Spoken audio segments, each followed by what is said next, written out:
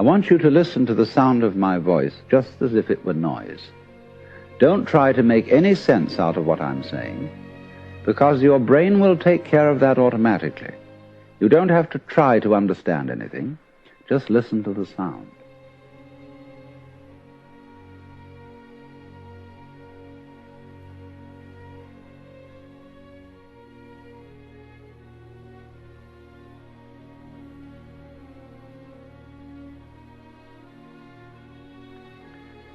As you pursue that experiment, you will very naturally find that you can't help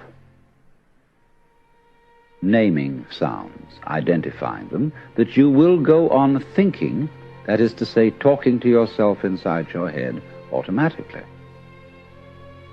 But it's important that you don't try to repress those thoughts by forcing them out of your mind, because that will have precisely the same effect as if you were trying to smooth rough water with a flat iron. You're just going to disturb it all the more.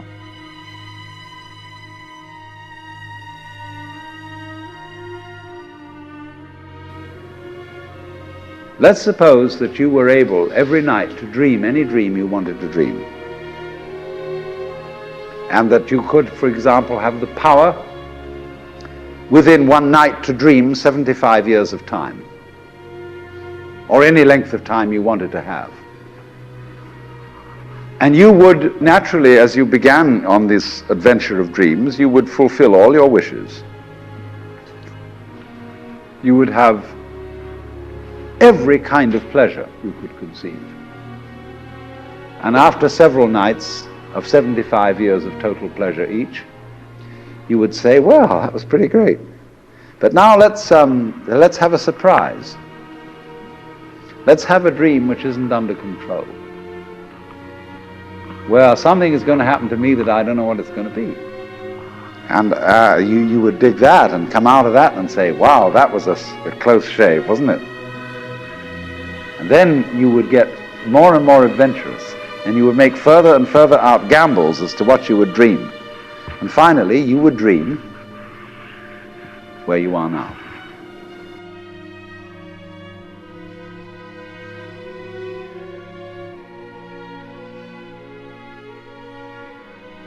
As you hear sounds coming up in your head, thoughts, you simply listen to them as part of the general noise going on, just as you would be listening to the sound of my voice. So look at your own thoughts as just noises. And soon you will find that the so-called outside world and the so-called inside world come together.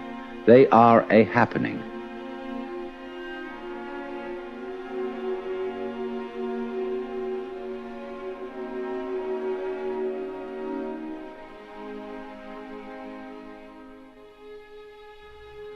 A person who thinks all the time has nothing to think about except thoughts. So he loses touch with reality and lives in a world of illusions. By thoughts, I mean specifically chatter in the skull, perpetual and compulsive repetition of words, of reckoning and calculating. I'm not saying that thinking is bad. Like everything else, it's useful in moderation. A good servant, but a bad master. And all so-called civilized peoples have increasingly become crazy and self-destructive because through excessive thinking they have lost touch with reality. That's to say, we confuse signs, words, numbers, symbols, and ideas with the real world.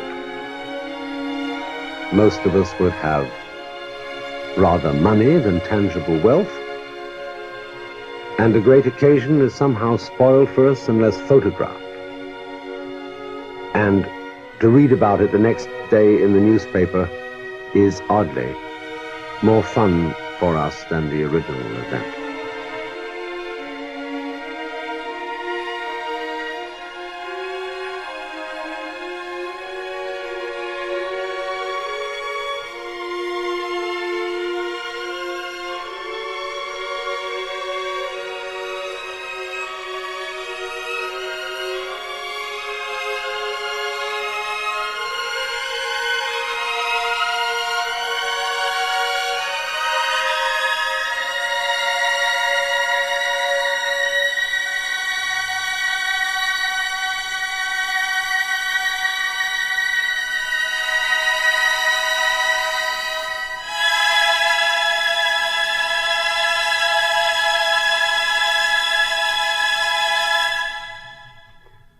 This is a disaster. For as a result of confusing the real world of nature with mere signs, we are destroying nature. We are so tied up in our minds that we've lost our senses. Time to wake up. What is reality?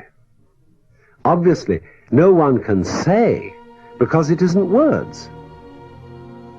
It isn't material, that's just an idea. It isn't spiritual, that's also an idea, a symbol. Reality is this.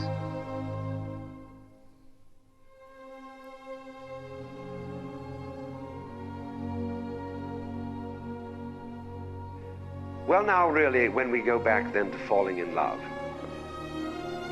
and say it's crazy, falling, you see, we don't say rising into love. There is in it the idea of the fall.